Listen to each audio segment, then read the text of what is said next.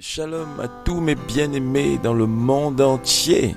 Vous avez compris maintenant que mes bien-aimés sont premièrement ceux qui sont réellement en Christ. Eh bien, à vous que la paix, la grâce, la miséricorde, la joie, le repos du Seigneur vous soient multipliés au nom de Yeshua.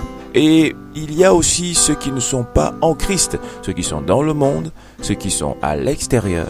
Eh bien, shalom en puissance à vous, car il y a vraiment besoin, il y a vraiment besoin de cette paix sur vous, de ce repos du Seigneur sur vous, car le monde n'arrête pas de nous matraquer tous. Eh bien, effectivement, il s'agit aujourd'hui de traiter cette question, de savoir, oui, maintenant, pour ceux qui sont en Christ, pour ceux qui prétendent être en Christ, et qui sont donc véritablement hors du monde, supposés être hors du monde, parce que c'est bien cela la question, mais comment faire? Comment est notre vie aujourd'hui? Et comment je fais moi particulièrement pour vivre aujourd'hui dans ce monde, dans cette société qui, selon le Seigneur, représente les ténèbres, sont les ténèbres. Selon le Seigneur, comment je fais pour vivre selon le Seigneur? Elohim, Yahweh, Adonai nous fait comprendre dans sa parole que si quelqu'un est en Christ, il est une nouvelle créature. Les choses anciennes sont passées et il nous dit, voici, toutes choses sont devenues nouvelles. C'est ainsi que doivent vivre ceux qui sont en Christ. Les choses anciennes sont passées, voici, toutes choses sont devenues nouvelles. On peut le retrouver, je pense, dans 2 Corinthiens 5 au verset 17. Déjà, il faut savoir que pour vivre en Christ, pour être de Christ, il y a un élément fondamental à ne pas laisser en arrière, c'est le Saint-Esprit. Sans le Saint-Esprit, il est impossible d'envisager une vie dans le Seigneur. Parce que le fait d'être une ancienne créature et d'être une nouvelle créature, ce sont des choses qui se vivent et qui s'effectuent, qui s'opèrent dans la sphère spirituelle. Physiquement, on voit le même bonhomme, on voit la même fille, la même femme, on voit la même personne. Mais les choses ont complètement changé. Et ce sont, qu'est-ce qui se passe après? Les fruits. Les fruits vont témoigner du changement effectif de la personne. Dans Galates 2:20, qu'est-ce que nous dit le Seigneur? Il dit, j'ai été crucifié avec Christ, de la part de Paul qui parle. J'ai été crucifié avec Christ, et si je vis, ce n'est plus moi qui vis, mais c'est Christ qui vit en moi. Bien-aimés dans le Seigneur et hors du Seigneur, vous tous, nous devons aller au Seigneur Yeshua HaMashiach, car il est le véritable, il est la vie éternelle. Et en lui, vous verrez vraiment que les angoisses vont partir. Et c'est ça la vie d'avant et la vie d'aujourd'hui. On va en parler très clairement. Je continue ce verset parce qu'il est très important. Il nous dit ceci, Paul, si je vis maintenant dans la chair, je vis dans la foi au Fils d'Elohim, qui m'a aimé et qui s'est livré lui-même pour moi. Il s'est livré lui-même pour moi. Il a offert véritablement sa vie pour moi humain. Et toute personne est concernée sur cette terre. Personne n'est laissé en arrière. Nous sommes tous concernés. Alors réjouissons-nous parce que nous avons eu la possibilité, la rédemption. Et nous sommes rachetés par le Seigneur, notre Sauveur. Dans Galates 5:24, il continue en disant « Ceux qui sont de Yeshua HaMashiach ont crucifié la chair avec ses passions et ses désirs. » Alors moi, je veux souligner le « ont crucifié » ici. Oui, si j'affirme être en Christ, c'est parce que cela s'opère en moi. Il y a cette crucifixion de ma chair qui se fait effectivement et qui me fait changer radicalement. Moi, ce que je vis personnellement, quand on est une nouvelle créature, on est à un point si différent, si élevé peut-être, que gagner le monde entier ne nous satisferait même pas. Et perdre le monde entier ne nous accablerait même pas.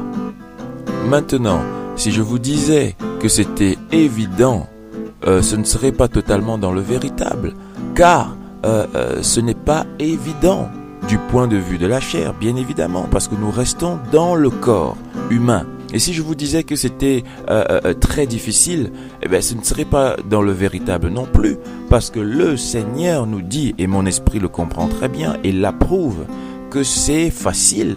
Il nous dit que ces commandements ne sont pas difficiles, le Seigneur, à faire.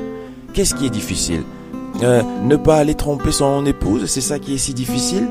Eh bien, si ça c'est difficile pour nous, eh bien, ça veut dire qu'on doit comprendre si nous sommes dans la conscience du Seigneur ou si nous sommes dans la conscience du monde, tout simplement.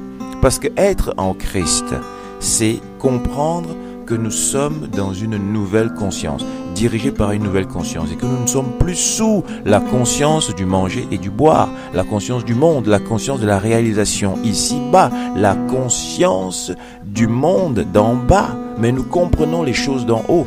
Mais comme je l'ai dit au départ, nous ne pouvons comprendre ces choses que par le Saint-Esprit. Et ça, aucun humain ne peut tirer aucune gloire de quoi que ce soit, parce que c'est le Seigneur qui fait tout en nous. C'est lui véritablement Yeshua HaMashiach, le Fils unique d'Élohim, donc de Dieu. C'est en lui que nous sommes. Donc si nous sommes des fils et des filles d'Élohim, c'est dans son Fils, car il n'y a qu'un seul Fils, il est unique. Et il le dit lui-même, ce qui manifeste la gloire de mon Père, c'est que vous portiez beaucoup de fruits. Vous serez alors vraiment mes disciples. Alors la question c'est, qui est vraiment disciple de Yeshua? Qui est vraiment élève de Yeshua? Il le dit dans Jean 15, 8 et dans Jean 8, 31. Qu'est-ce qu'il nous dit? Il s'adresse principalement aux Juifs qui avaient cru en lui. Il leur dit, si vous demeurez dans ma parole, vous êtes vraiment mes disciples. Alors comprenons que nous devons demeurer dans la parole de Dieu. C'est ça le canevas, c'est un peu ça la barrière qui nous tient. Parce que les choses de l'apparence, donc de l'extérieur, comme il est dit dans Galates 6.15, ce n'est rien que d'être circoncis ou incirconcis. Ce qui est quelque chose, c'est d'être une nouvelle créature. Et une nouvelle créature, mes bien-aimés, c'est par le Saint-Esprit. Et nous vivons dans ce monde où les choses sont terriblement difficiles. Mais nous savons que c'est en Christ, nous vivons dans cette espérance. Et les fruits, c'est quoi? Les fruits, ça va être le caractère que Yeshua change en nous. Sans que nous ne forcions rien du tout. Mais il change lui-même les choses et nous permet d'avancer dans sa parole, dans la sanctification, dans sa sainteté. Et nous permet maintenant d'avancer véritablement vers le véritable, c'est-à-dire lui-même. Que le caractère de Yeshua soit complètement formé en nous tous. Et c'est ça le défi finalement. C'est pour ça que c'est un combat qui fait que aujourd'hui je suis dans ce combat. Je comprends les choses de mieux en mieux par la grâce du Seigneur. Et j'encourage ceux qui ne sont à mon avis pas encore à ce niveau et ceux qui sont déjà plus loin encore.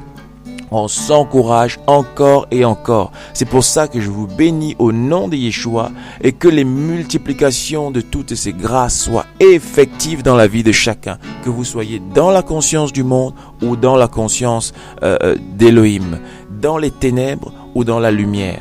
Car nous avons tous besoin qu'il continue de nous tenir dans ses mains pour avancer vers l'éternité auprès de Yeshua HaMashiach. Soyez tous bénis. Shalom sur vous tous au nom de Yeshua HaMashiach. Alléluia. Amen.